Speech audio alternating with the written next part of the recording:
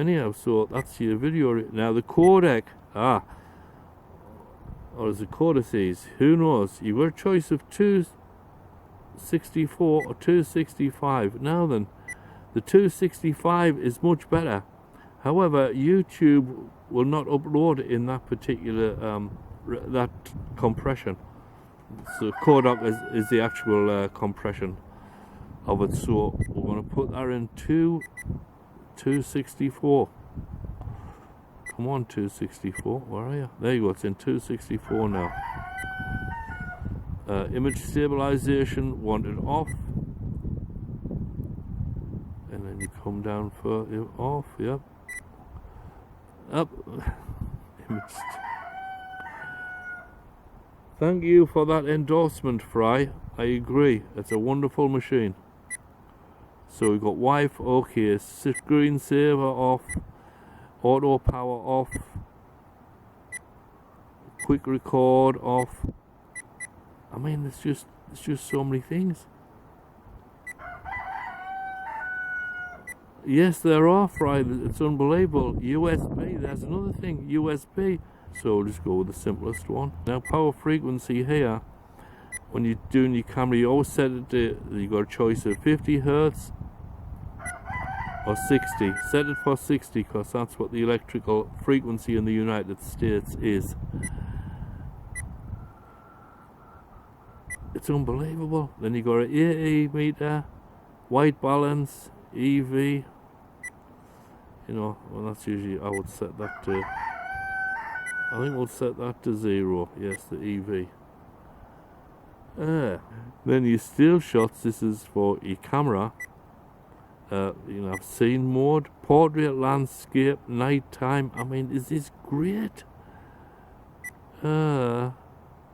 Scene mode, picture quality, fine, super fine, normal. I'm going to go see a normal.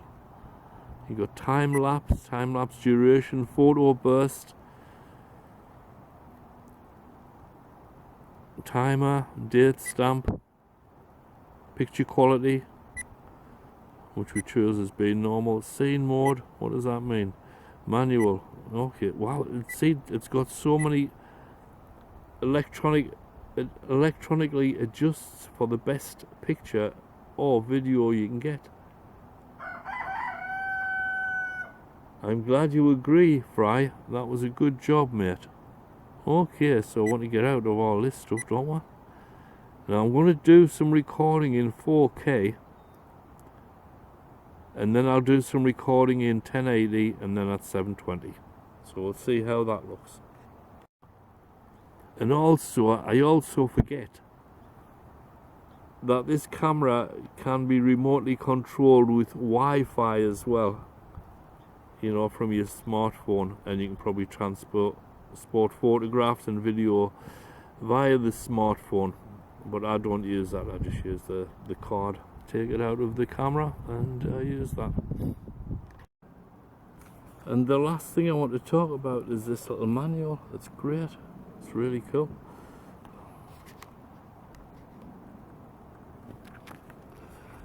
Gives you the information, and what it never tells you in the advertisements for this camera is what type of chipset they use. Well, it turns out that they use an iCatch V50 chip, which is a real good chip, and the sensor is a Panasonic 34112. The book's well written, gives you all the information, how to operate the machine, tells you how to connect to the Wi-Fi. But I mean, you know, for a change, it's nice to get a good manual. That's just the job. Well, that was my review of the DBPOWER D5 camera. I'm so impressed with it. I've seen the video already and it is excellent. I would definitely recommend it. I think it beats pretty much anything that I've seen so far.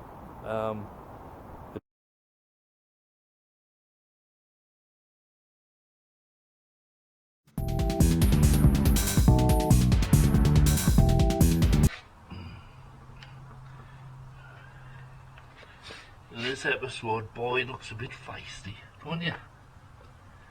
Yeah, he pretends to be pecking the ground, but that's when he jumps on you. Alright, lad.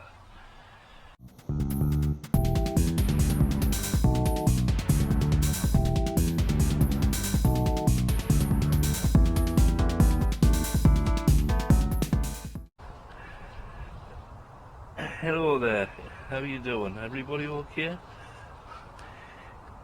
Yes, there we go, having a little afternoon peck and a snack, and at 7:20 we've got that too. We've got a dandelion coming out. Of course, I'm not using image stabilization, so that's okay. I think it's okay, yeah. But we'll see. And to play this 4K back, I will have to render it down to 1080. That's okay.